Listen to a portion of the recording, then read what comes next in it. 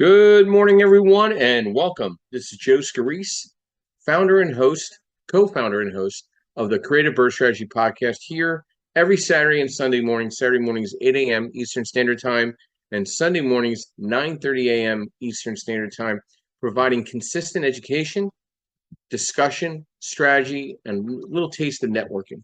Let's get ourselves set up here in the next few minutes. We'll dive into another great subject this morning. We're having some little technical difficulty the last couple of days. Our website is down right now. Working on that, and maybe that had some impact on the Microsoft Outlook component. We had the Zoom down late yesterday, so some interesting circumstances with social media. But we shall prevail and keep pushing out there. We're here to always kind of give us some insight and hopefully direction on different subjects. We try to really come up with some really unique subject matter every weekend. We're now scheduled out to early September in subject matter. But, again, if there's a discussion that we're missing, let's tackle it. Let's get into it. And let's try to provide that out there for our listeners and our engaged followers in our group. A couple things I'd like to just point out first before we dive into our discussion this morning. I'd like to thank our sponsors, of course. We'd like to thank Mr. Yordell Perkins. Without him, we'd really not even be in this situation. He is just an excellent social media strategist, provides insight, strategy, graphic work, just name it, just puts it all together for us. He's the backbone to the podcast itself. With Perkatech, call to action, set up a call with him, see what you can do with him in regards to some strategy in your social media analytics, video work. Then I'd like to thank Realty 411. That would be with Linda Pelagas. She provides a national publication and national speaking opportunities throughout the country. I've been part of quite a few of them: LA, New York, Denver, Florida, Texas, Philadelphia.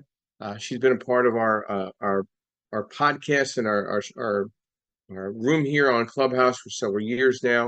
I'd like to thank also MB Capital. MB Capital provides unsecured business lines of credit in regards to business lines for investors to kind of help them keep things moving along from a cash on cash return basis. I've been a preferred partner of MB Capital now for over 10 years, working with Eric Moss. And then I'd like to thank Lenmark Capital, where I'm a senior loan analyst, providing asset-based lending throughout the country nationwide. DSCR 1 through 25 units, fixed to rent, fixed to flip, new construction, blanket loans, advisory and strategy in the space of asset-based lending. Been in the industry now 24 years as a licensed banker, here to provide hopefully insight for you and growth in your real estate portfolio. So let's get caught up on a couple things first. Obviously, our discussion this morning, the nuances of loan to value and real estate investment and investing. I have an article that I just put out recently. You could take a look at it. It's on LinkedIn, and I shared it on all my social media buckets as well. I try to post an article to complement every discussion every weekend. So I put out at least 2 articles a week through LinkedIn, and then I kind of share it into all the other social media buckets. Also, please keep in mind, we are starting a local Philadelphia mastermind for the Creative Birth Strategy podcast on Monday night, second Monday of the month, 6:30. It'll start 7 o'clock. The podcasting starts from till 8 o'clock. It'll be another setup just like this, but it'll be live and Zoom and podcast all at the same time through Clubhouse. And we'll do it for an hour just like this. And it'll be a different subject once a month, Monday evening, 7 to 8 p.m. Looking forward to that, adding that to our repertoire starting in September. So let's talk about this past week. What I've seen. I traveled through many different new markets and trying to identify new investors and what their mindset is and what they think's going on, and what is the common denominator to a lot of the investors that I meet. One is inventory. It's still very tough to identify opportunities, but 2, yet there's now opportunities coming on to the MLS, and now they're seeing some opportunities less to wholesale, and the wholesalers are still staying very steady. This NAR lawsuit, I think, has shaken realtors a little bit in the investor space. I think it'll be interesting shakeout before the end of the year.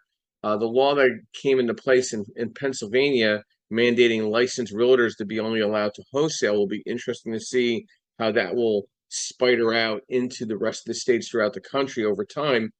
And I think that's very interesting. There was no representation from a wholesaling component. It was strictly done through NAR and the state of Pennsylvania, and they mandated that. It'll be interesting to see what the repercussions and the workarounds that wholesalers come up with in regards to wholesaling real estate in the state of Pennsylvania.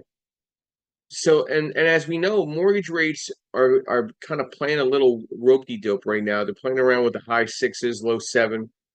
Commercial rates are right now doing better on the non-QM space than the bank space. Less people are thinking to go to the bank to go get an investor loan than ever before. So right now, a lot of the SBA or mixed use piece is going to the local banks or credit unions. And a lot of that pure residential investment is pretty much sticking with the non-QM environment. So let's dive into the nuances of loan to value and real estate investing. So I put an article recently together just in regards to this. Understanding loan to value in real estate investing, the financial term for lenders is to express the ratio of the loan to value of the asset purchased. It is also a key assessment factor used before approving a mortgage. The LTV ratio is also calculated by dividing the amount of the loan by the appraised value of the property, expressed as a percentage. So from a DSCR perspective, typically single families can go up to 80%, 2-unit to 4-unit, you could traditionally go up to 75%, with 80% there as an exception based on credit criteria. And then from 5 units up to, say, 25 units, under $1 million, you're probably somewhere around 75% max loan to value. Now, again, all this depends on the DSCR or the debt service coverage ratio of the subject property. And also depends on the credit score of the partner or the borrower in that deal. Now, obviously, a 660 to 680 credit score, there's a different LTV allowability. 680 to 700, same thing. 700 to 720, it starts allowing you to maximize loan to value. 720 to 740, same thing. 760 to 780, and so on and so on. You maximize your loan to value. Now, keep this in mind. I know I see a lot of bad advertisement out there advertising that they're second position mortgages. And in my personal opinion, you know what opinions are like. I think it's a lot of bad advertising, a lot of falsified advertising by bad brokers, and they're just baiting and switching investors. Because personally, I will, if I'm in first position on a loan to value up to 75%, why would I allow a second position loan with the rest of the 25% equity in the property? That means I'm leaving nothing there, God forbid, a foreclosure or a mishap on that subject property. So I would not ever allow that knowingly. And I would call the loan if I was in first position that you try to apply a second position loan, and I would be immediately notified. And the title company should not be allowed to close on that transaction. So I really don't understand why there's a lot of bad press out there, especially on Facebook. Horrendous marketing on second position loans. And why does an investor think they rightly deserve that when then there's nothing left for the bank to recover if they screw up?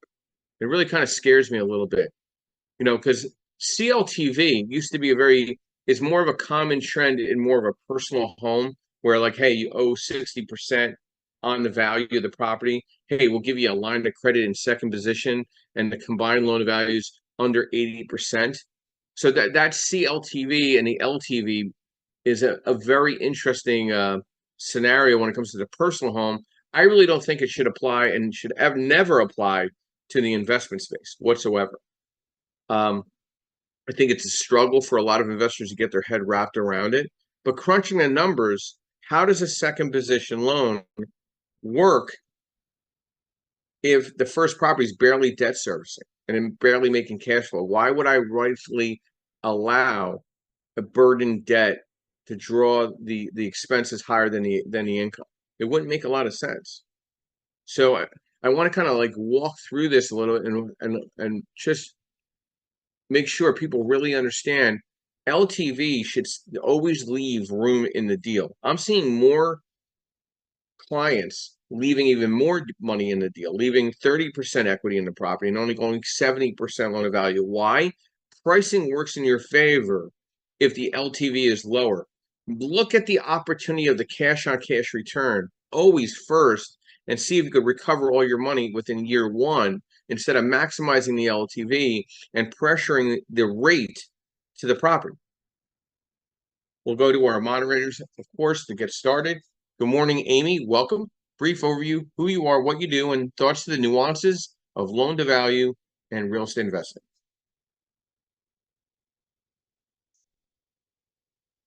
Amy, are you there? Amy going once. Cannot hear Amy. Can anybody hear me? Can everybody hear me? Yes, we can hear you. Oh, okay. Amy, can you maybe you want to come in and out? I can't hear you, Amy. We'll go to our next Rose Amongst the Thorns. Good morning, Linda. Welcome. Brief overview, who you are, what you do, and thoughts to our discussion this morning, the nuances of loan to value and real estate investing. Good morning, Joseph. Good morning, everyone.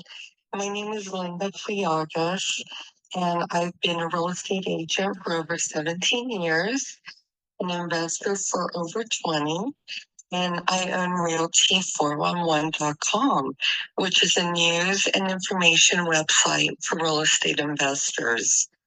Now, in regards to LTV, loan to value ratios, it's very important for investors to know about this because we need to know how much money we're going to need to put down on a property. Now, usually for residential purchases, investors will need 20% down. For commercial purchases, it's usually about 30% down. Now, these guidelines are not set in stone.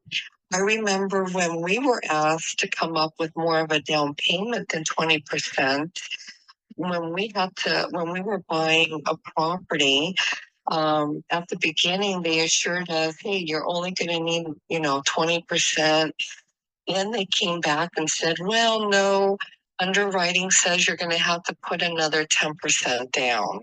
So that can happen. Be aware of that. The bottom line is banks and lenders want to see skin in the game. Now, loan to value is also used as a marker, as a metric for investors that are in the growth mode for their portfolios. Many investors wait until their properties reach that 50% LTV mark. Once they do, investors will then pull out some equity and use that money to purchase more properties. Now, this is a method that many investors that I know have used, including one of my relatives, my cousin. He used this method to scale to about 40 doors in California and about 30 doors in Texas.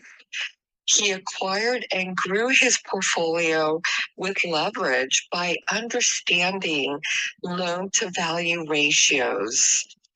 And lastly, when it comes to loan to value ratio, the lower your LTV, the better financing terms that you will find. So this is the information I have about loan to value ratios. It's definitely something that can help you scale your portfolio if you're in the growth mode. Once you wait until your LTV reaches a certain amount, then you can definitely use some of that equity to reinvest back into other properties. Thank you so much, Joseph. Back to you. So, Linda, I just want to get an update from you. Good morning. How's everything going with the Grand LA Real Estate Expo? How's everything going with Realty 4 and 1? let's get some updates from you as well on a lot of that. Oh, sure. Thank you so much, Joseph. Everything's going well. Right now, our new publication is at the printers. We'll be mailing that out in actually next week. We'll be having it next Friday. I'm so excited. And then we are working on a couple of live in-person events.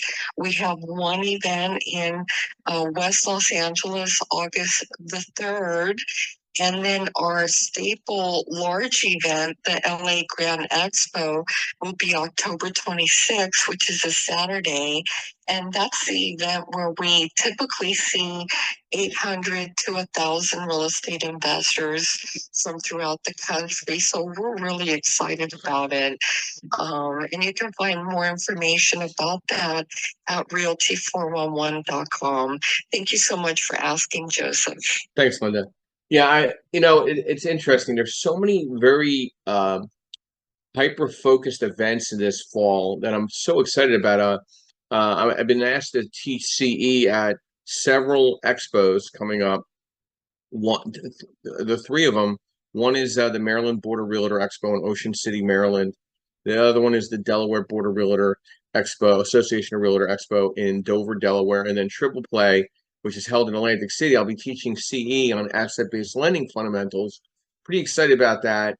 I've been asked to come to speak at Think Realty in Orlando, Florida. I'm trying to schedule also the LA Grand Expo coming up in the fall as well. I'm officially booked for the Ohio RIA again this year, and then also the New York City Real Estate Expo at Citi Field in Queens. So in between all of that, I'll obviously identify some regional or in local events to attend as well. But I'm very excited about this. Oh, one other one. I'm not speaking at it, but I look forward to going to it, is the NAR Realtor Expo in Boston, Massachusetts. They expect somewhere between 13 and 15,000 realtors this year because this whole NAR settlement. It'll be very interesting to see how that all kind of shakes out at that convention in Boston. But let's jump back to loan to value and understanding where loan to value derives, right? So obviously we named this house at BRRRR, Greater BRRRR Strategies.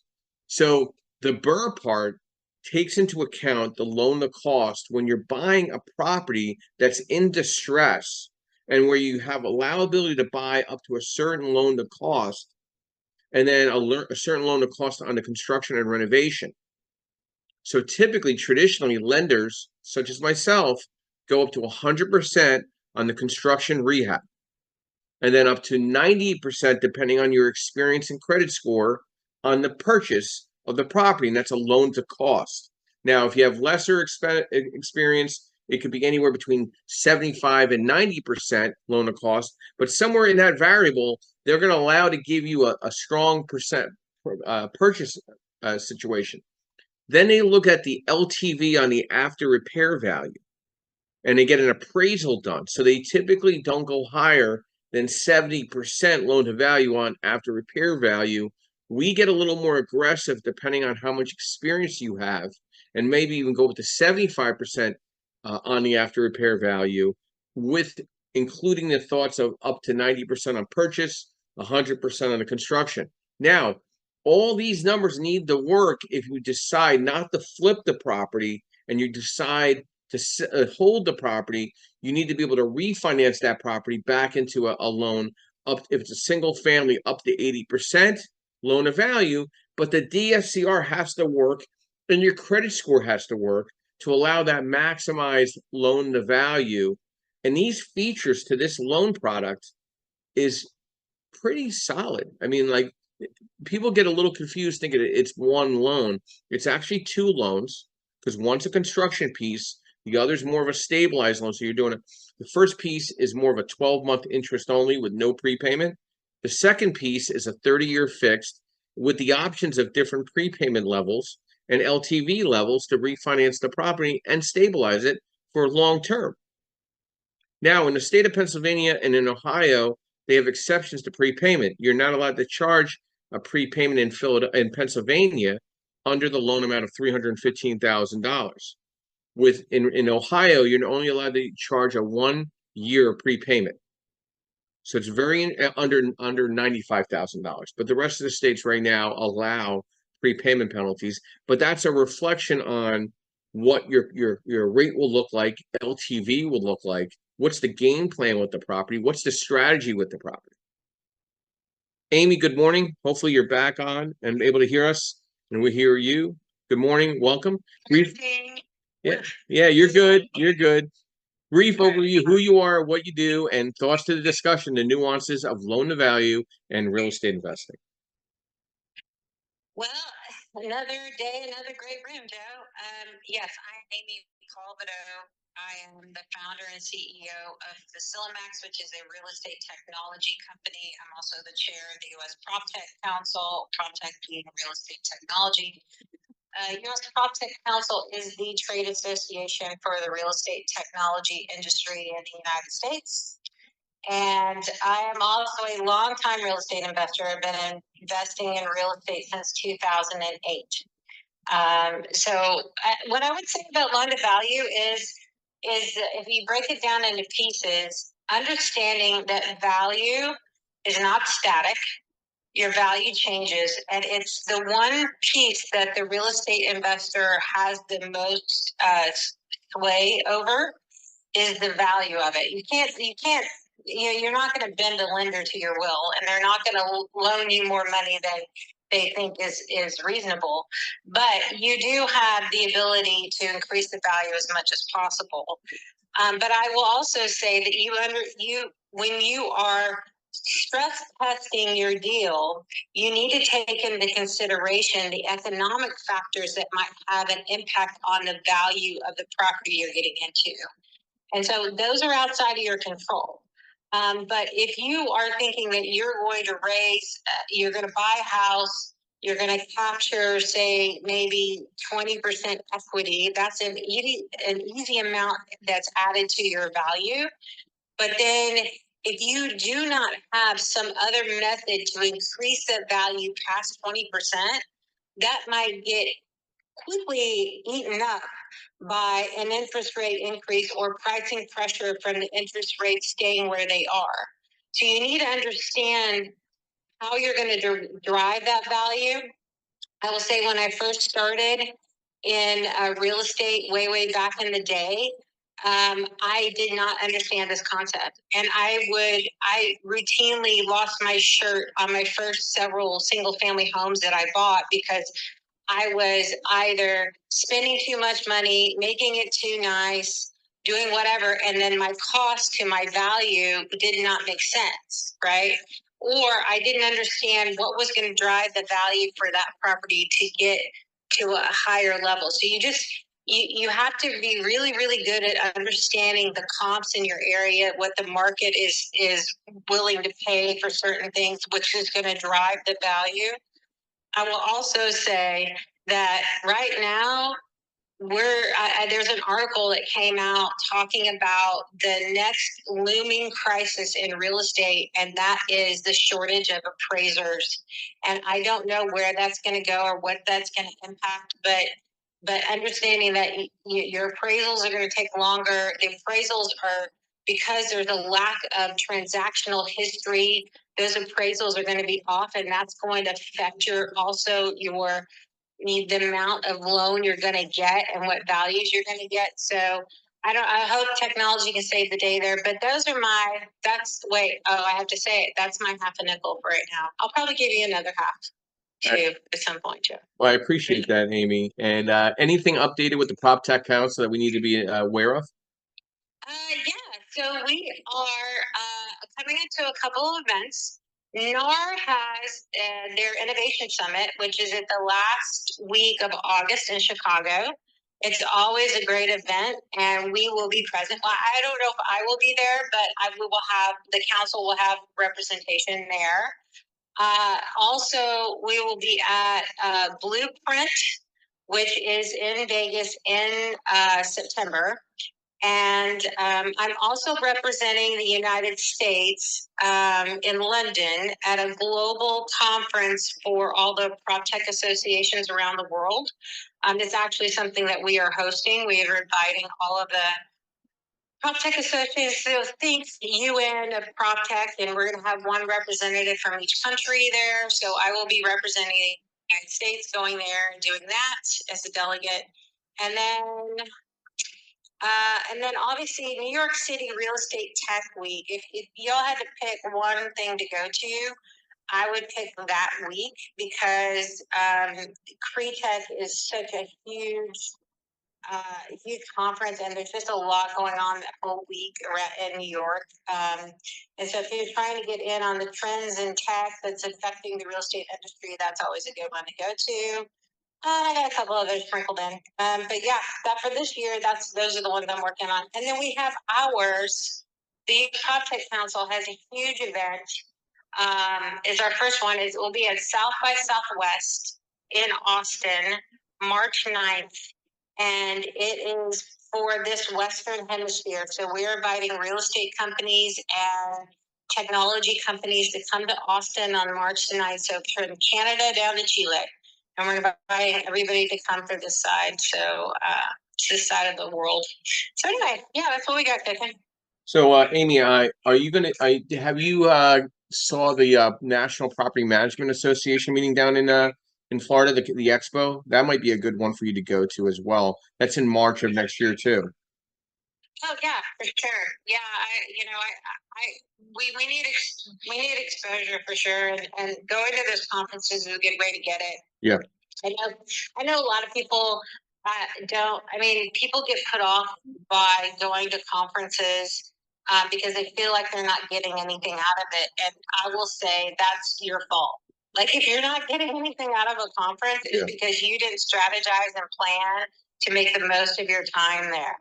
So if you're not setting up meetings prior to, if you're not reaching out and being strategic and talking to as many people as possible and have your stuff ready, either it's your LinkedIn profile and you understand how to use a search bar to get your QR code, or you have business cards, or whatever those online business cards, whatever it is that you need to have, and your CRM system set up, because that's how you get the most out of conferences. It's not because you went there and didn't meet enough people. It's because you don't have the systems behind you to take advantage of it. So that's, because those conferences are gold. I mean, you're going to meet so many people that go to that thing. And I've met customers and investors and a bunch of other different people at those events, and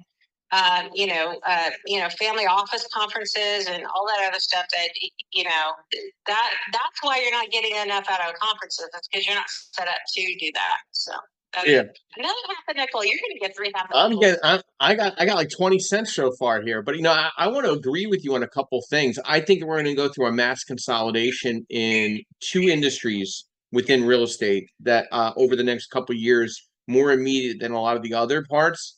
I really do think the appraisal and the title insurance spaces are going to get extremely consolidated from an AI perspective.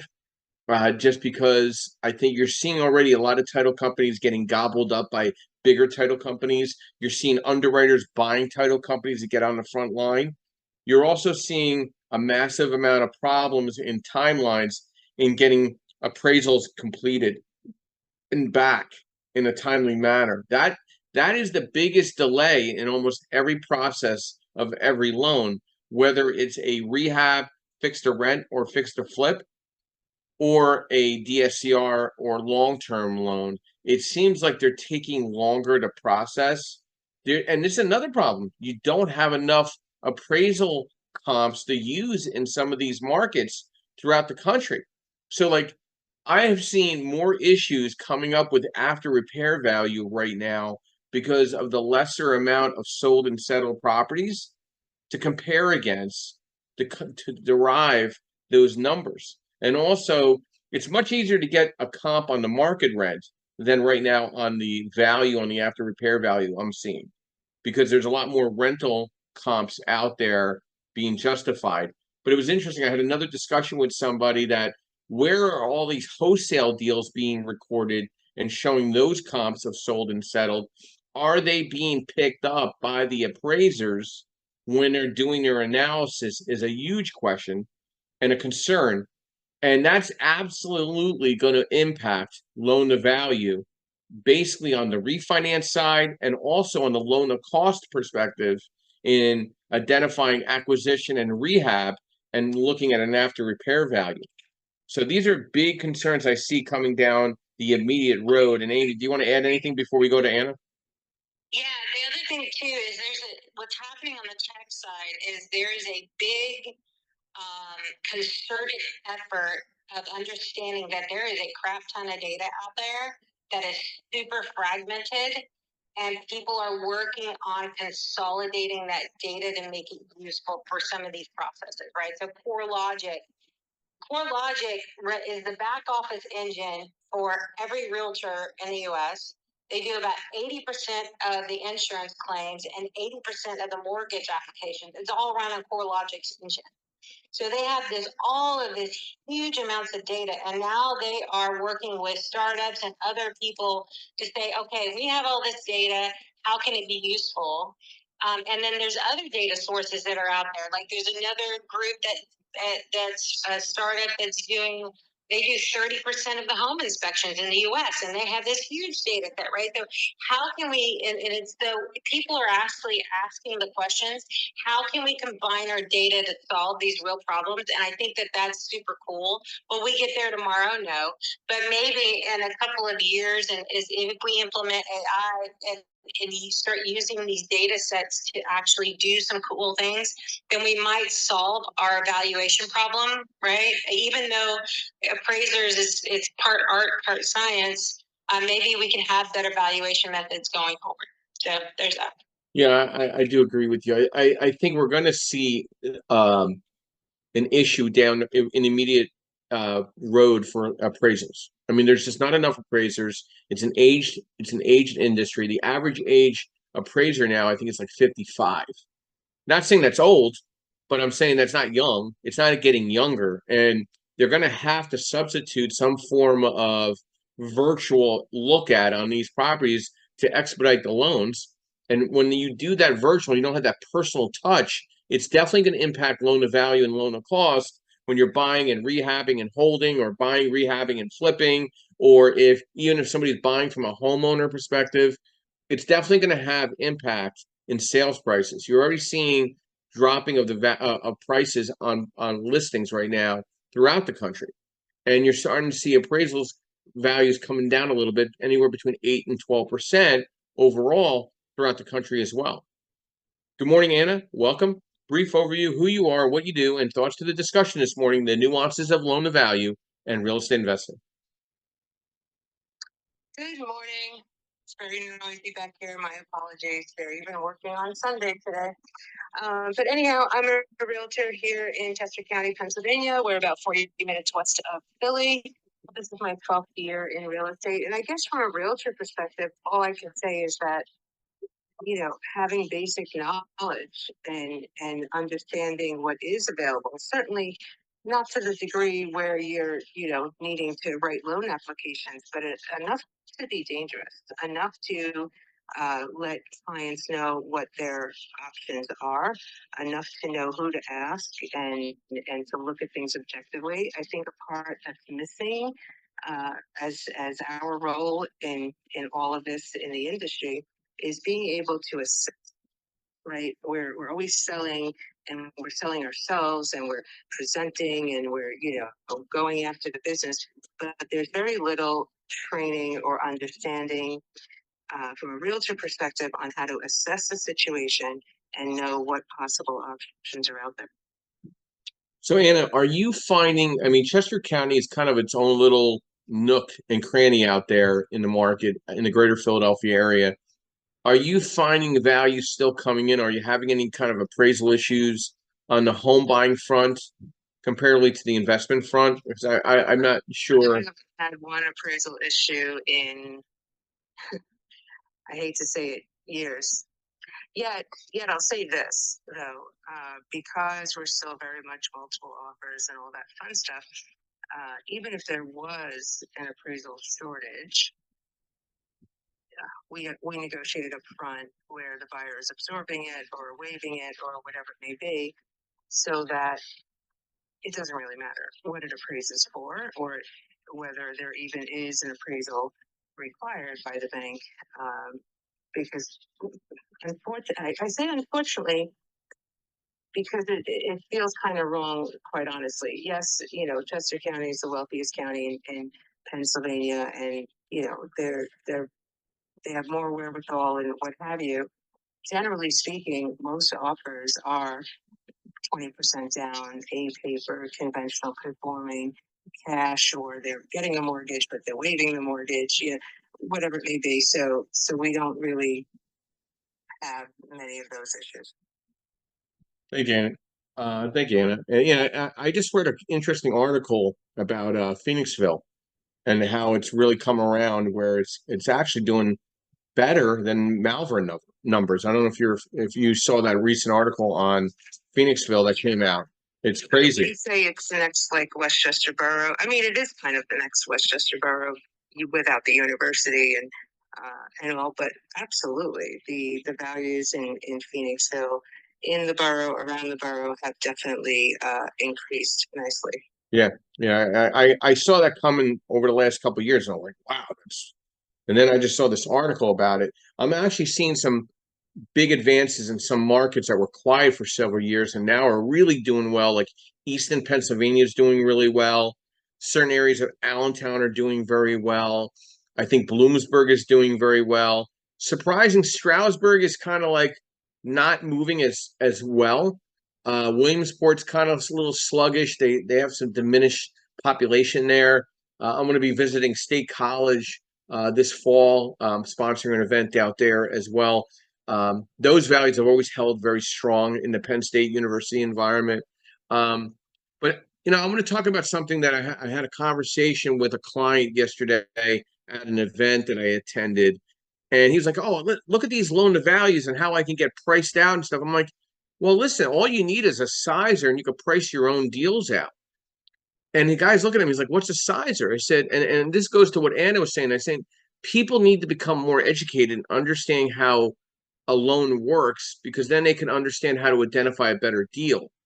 So you need to coordinate with somebody that's willing to provide you a pricing sizer. It's an Excel spreadsheet, and you plug in the numbers, and you could basically see what a lender will be willing to loan on based on credit score, asset type, loan amount, renovation costs, what the after repair value is, what you think the market rent will be, what the taxes and insurance will be, the name of your LLC, the borrower or the borrowers, and it will derive pricing and leverage for you to better understand this. So I'm going to extend this to everybody in the room. I could provide you a sizer to understand loan to value and loan to cost, and why does it matter? So when I send out a term sheet to someone that's a client of mine, I'm completely transparent. I provide them a copy of the sizer so they could see how I derived my numbers. Now, from a construction perspective, I know there was somebody asking about new construction below. We'll get to that. Renovation and rehab loans. You don't have to have experience. The only difference in the loan structure of a newer investor is that your purchase amount, the loan to cost on the purchase, is a little lower. Typically, we keep it at under 83% of the loan to cost of the purchase price, but we will still provide 100% of the renovations and or repairs. Now, when it comes, and then so if you're a newer investor and you have no experience in the last 4 years, no rental property acquisition in the last 4 years, no flips in the last 4 years, we're still going to be willing to go 83% on the purchase price as long as your credit score is above 660. Now, if I would say 680 would be a better credit to be at to get that type of criteria, because if you're at 660, we're probably going to go like 75, 78% on the purchase and 100% on the renovation. But if your credit's really good, like 700 and above, you're definitely going to get that 83% on the purchase if you have no experience. Now, if you have experience, even one flip, one rehab completed, one rental property completed, you can get 85%. If you got 3 or 4 done, completed in the last 4 years, now you're looking at 90% of purchase on the property and 100% on the renovation, as long as you're at 70% loan to value on the after repair value. Now, is there an exception to go up to 75% LTV on the after repair value? Yes, it's credit related. Now, let's jump to new construction because I saw somebody inquire about new construction. Diana, new construction is a little more funkier. We'll do if you want somebody to buy the land with you, meaning like you need a lender to buy the land to build. We're going to be a little cautious because we don't know how long the permit process takes. Okay, so we're probably going to be no more than 65% loan to cost on the purchase of that land. Then you're going to have to do the third party work, obviously permits, zoning, renderings, and then we're going to take that into account, and we're probably going to be at 75% of the loan to cost of the construction based on a 70% loan to value on the after repair value.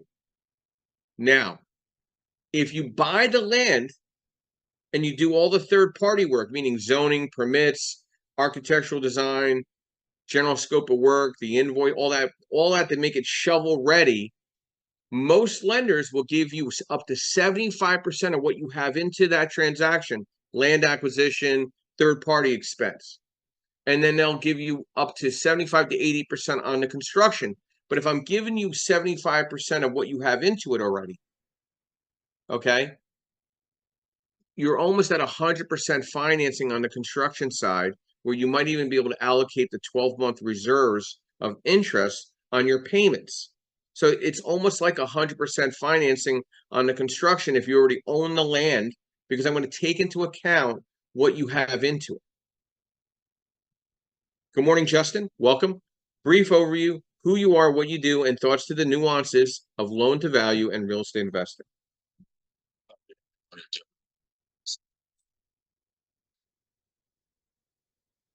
You're breaking up a little bit, Justin.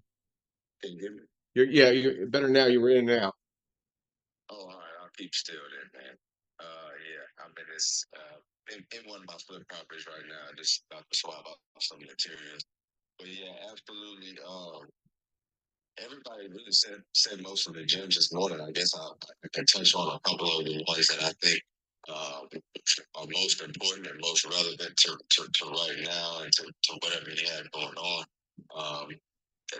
They talked about just basically, first of all, knowing your project, knowing your numbers.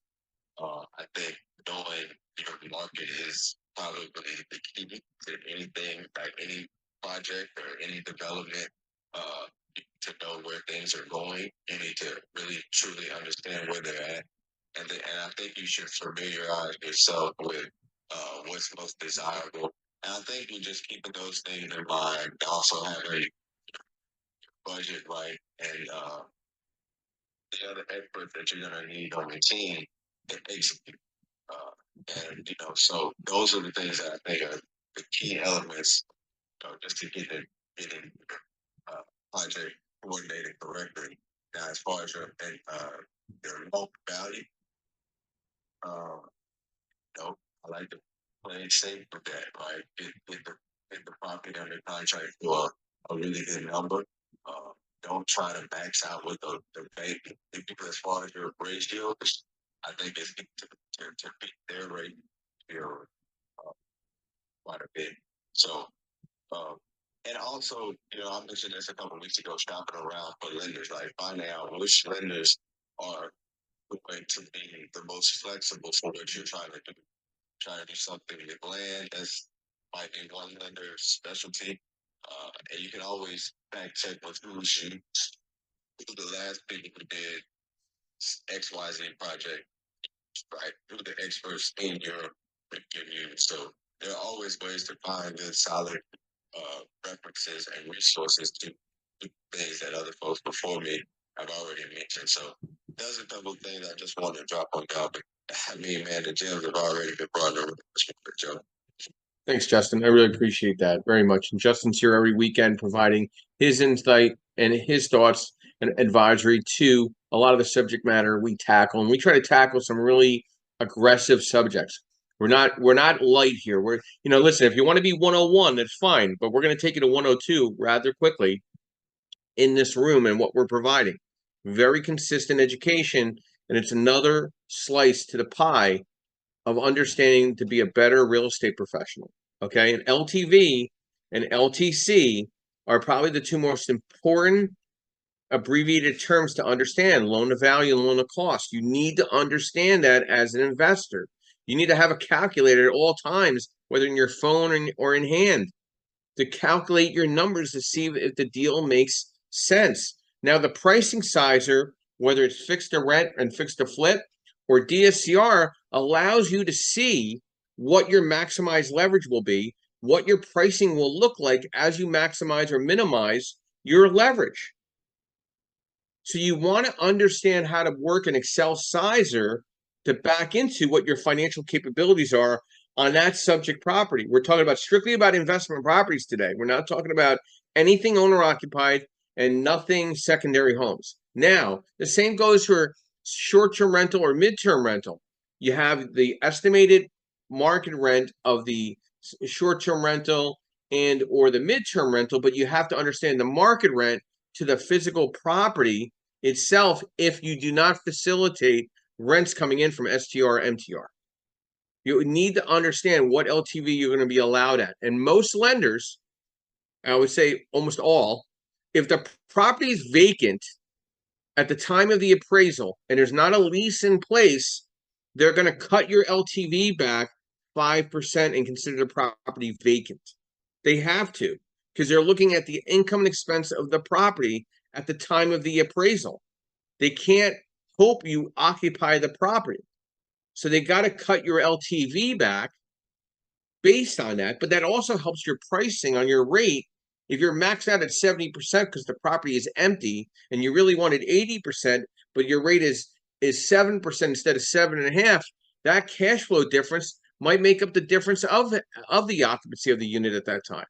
So you got to weigh out a lot of different cost benefits and have more detailed strategic discussions with your lender, and having a good realtor in place that knows how to identify what your rental market looks like, whether it's short-term, mid-term, or long-term. Travis, good morning and welcome. Brief overview who you are, what you do, and thoughts to our discussion this morning: the nuances of loan to value and real estate investing. Hey, good morning, Joe and everyone. I'm Travis. I have a real estate brokerage here in the Houston market. And yeah, this is a good talk, man. I enjoy the things that you bring to this group every week. And I think LTV is a good subject, and what you've been touching on has all been really good. The things that I start to think of when I hear what you're talking about, especially when in the beginning when you were talking about, calling loans. So it makes me wonder, because I'm not that familiar with private equity funding. Number one, are these loans at the private equity companies like the one you work for that are funding, are they reselling them? Are they holding the paper, or what are they doing? And then number two, how often are these loans getting called if somebody is going and doing a second mortgage on it, or if they're wrapping the loan and reselling it to another investor? Well, there's a couple different answers, a couple different questions. So we'll start with the a title company is going to have to get a release or allowance by the first position note holder to allow a second position loan. There's no way a title company can close it without requesting that. Okay, they can't clear the title insurance because they're going to have to issue a new policy, right? So once they call us and say, hey, XYZ wants to put a second position note on this, are you allowing this? I'll be like, no way. And they can't close. They shouldn't be able to be allowed to close. Okay. Now, can judgments be recorded in second position because, say, there's a default or mechanics lien or something of that nature? That's different than a physical mortgage recordance. Okay. I'm not going to allow that if I'm at 75% loan to value and let somebody put 15% on the back end and leave nothing to room for me to foreclose on. It's going to just be messy. The only person that loses is that person in second position. It's not me. They're going to lose, right? And then, and what were the other questions? I apologize. I missed the other two. The loans that you're writing, or are you reselling them? Well, we're a hedge fund. It's our balance sheet, so it's our money. So we monitor that through our servicing department. So yeah, we're not selling. I mean, we'll sell, like we're servicing it out and then just reimbursing it through our fund. So yeah, no, we're not a bank per se that might sell it off to a true another lender that holds the paper. We're actually keeping the paper. We're balance sheet lenders. So have you had anybody that has wrapped that loan and then resold it? Well, a subject That to you it. know of? Well, a subject to is a little different. They're not really notifying anybody. So, like, if you're wrapping the loan like a subject to and somebody goes on the title of the property, that doesn't always trigger notifying the first position lender. So I might not even know about that if you're doing a wrap. Right. And if it's Right, in the name yeah, of the I LLC, get that. I didn't know, since you're servicing your own loans, if you're more apt to catch that, right? So okay, you can see that the deed's been re-recorded. It's recorded now in somebody else's name. At some point, you guys might catch wind of that. Usually, it's around insurance because the yeah. insurance policies start changing. I just didn't know if you had anybody that they had their notes called because they resold the property subject to. Travis, my answer to that, there's enough concern of foreclosure for non-paying people that I don't think they're going to chase down the people that are paying. You know what I mean? They just don't have the time. Yeah, I agree with that. I mean, like if you're paying in your current, like why would I call the loan? If you're in foreclosure, I'm going to chase that loan down because that's dead weight right now. So my thought to that is that no, they're not going to chase people down if they see that change of the like in a subject to or a wrap because they're more focused on what's not being paid. If that makes any sense. And that's just an opinion. You know what opinions are like. You know what opinions are like, right? So again, it's going to be a catch-22. There's always a lot of creative scenarios out there with subject twos and wraps. I don't think that's going to be the high focus. I think the higher focus is combined loan to value, where they're not going to allow second position loans on these properties that are leveraged up to 75%. Doesn't make any sense. It really doesn't make any sense. Yeah. It's not going to cash flow. Yeah. So the one thing that I've seen and had issues with is that whole value of the property after it's remodeled, right? So when you're in an affluent area like the lady was talking about, that Chester, whatever, Pennsylvania, usually you don't have an issue with that because these people, they don't care. They're going to pay the price because they want the property. Exactly. They have the money to pay it. But because we do the same things here in Texas, where we can have an agreement up front with the buyer that if the house doesn't appraise, you're going to agree to make up the difference, or we're going to agree that we're going to sell it at the appraised price. But that's only for regular conventional financing and not FHA or VA loans, right? Because an FHA and VA loan, they're not going to allow them to do that. You got to go off with whatever that appraised value is. So several times we've had issues where we've remodeled a house, made it like a new home again, and the appraisers come in and they appraise it out at one that just had some updates, 10 years ago. And I don't know if the technology that you guys are talking about is going to help that, but I can tell you that has been a constant problem for myself and my clients. And I don't know if anybody on the stage has any ideas on how you can rectify that and get around it so you get a good appraisal. And any insight to that?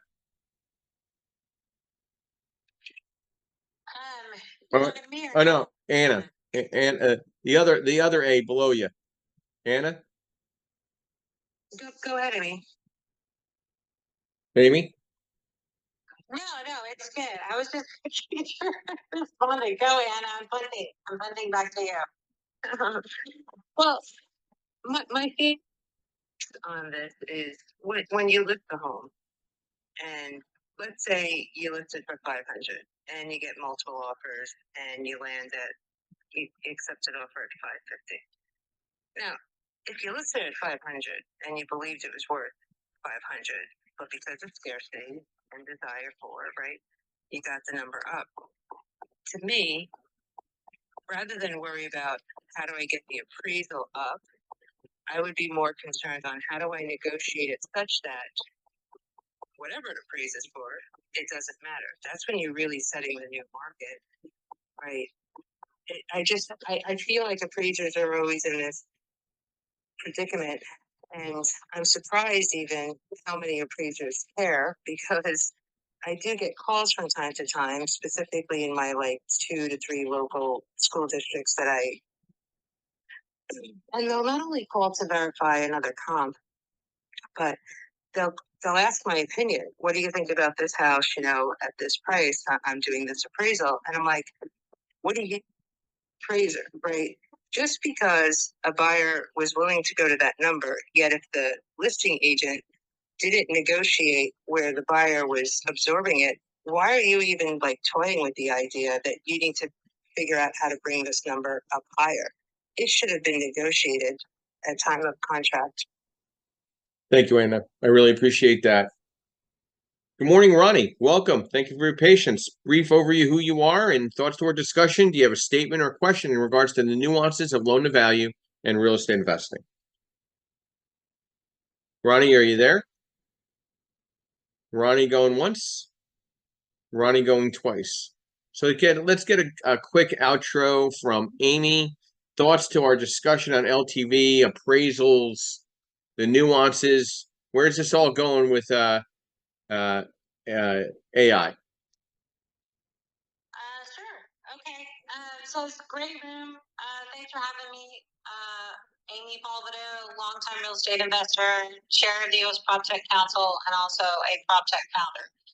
I would say with AI, and AI is going to always be there. It's not going anywhere, and it'll be kind of sitting there. I think what we need to have happen now is that the data in real estate, which is super fragmented, needs to somehow coalesce to where the AI can make use of it. So there'll be a concerted effort on that part to do that, and understanding how we get our data in real estate clean and good. There's a lot of data out there, but it's not good data. So we have to kind of figure out how we're going to do that. So that would be my thought. But yes, this whole looming crisis of we don't have enough appraisers is going to put a big wrench in our gears for a lot of real estate transactions. They're just going to slow everything down. So it'll force us to get there and to get better as an industry, which I'm always excited about any sort of improvement. I'm all about innovation. So that's my other half a nickel. There you go. You got a quarter today. I got a lot out of you today, Amy. I pulled a lot from you there. I appreciate that. So my final thoughts to understanding loan to value is you need to understand loan to cost as well. You need to understand the risk assessment. You need to understand interest rates. You need to understand the approval process. You need to understand the sizers, how to price something out based on experience, credit score, asset type, loan type, what the down payment's going to be. You're always going to have something into the deal, and how to leverage the loan to cost to loan to value, and understanding refinance pieces, and whether it's a buy to hold or a fix to flip. And understanding LTV is crucial for real estate investors. It affects loan approval processes, interest rates, overall investment strategy. Managing LTV ratios effectively can help investors maximize returns while minimizing risk. If you have a specific scenario, run it through the sizer, send it back to me so we could work it through together. It helps you better understand your property. It helps you be a better real estate professional, understanding where your exposure is on the DSCR, on the loan to value, on the loan to cost. If you bought a property already and you're going to put renovations into it, what the delayed financing scenario will look like. You need to understand this entire process to be a better real estate professional and identifying better markets for you to invest in. Okay, not every market has a great opportunity. You might have to shape shift based on market conditions and values and real estate stock and wholesalers, multiple factors. So I want to thank everybody for their time this morning. We'll be back here next Saturday and Sunday with other new great subjects. I want to thank our sponsors. I want to thank Perk Tech with Yordell Perkins. I want to thank Realty 411 with Linda Pelagas. I want to thank MB Capital, your unsecured business line of credit program. And then I'd like to thank Lenmark Capital, where I'm a senior loan analyst providing advisory and strategy. I am the co-founder and host and co-host of this podcast. It's the only room that has its own podcast, own website. We're offering educational spreadsheets for you to better understand and pencil down your deals. We're actually providing you sizers to size your deals up to better understand how to price your loans out, LTV, LTC wise. And I know for a fact we're the only room that offers CE accreditation for licensed real estate agents throughout the country on asset-based lending fundamentals, as well as wholesaling real estate.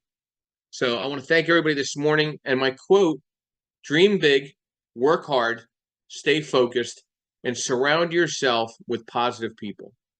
Thank you. And I'll be ending the room in the next 30 seconds.